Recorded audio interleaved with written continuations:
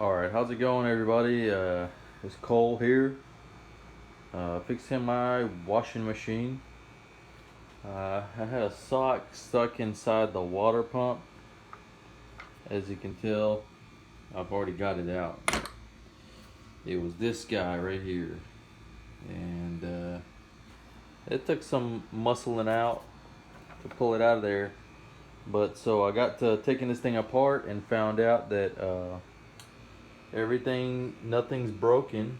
I mean, all the teeth on the motor were in decent shape. The crankshaft here, the drive shaft, whatever you want to call it, transmission, everything, all the teeth on it are in good shape. So I was just scratching my head as to, why is it not spinning? Because it wasn't spinning. It would just start, I guess it would never fill up because the sock was preventing it. So anyway, I'm gonna try and put this thing back together.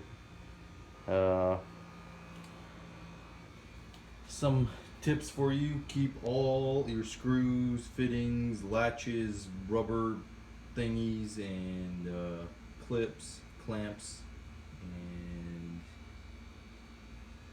everything like that. Put it in one place, so you have to go digging for it, especially if your garage or barn shed looks like this.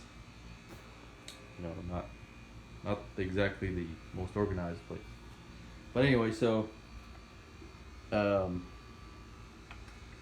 check your water pump. If not, everything else, nothing is broken, it's most likely a sock or something in here. And here's a tip. I found it easier to pull the sock out of the smaller hole. I don't know, I guess that's just the direction of the gear in there, the little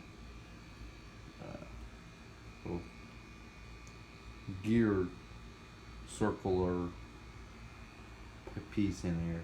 So that was easier, and now I'm gonna put it all back together. Lucky me.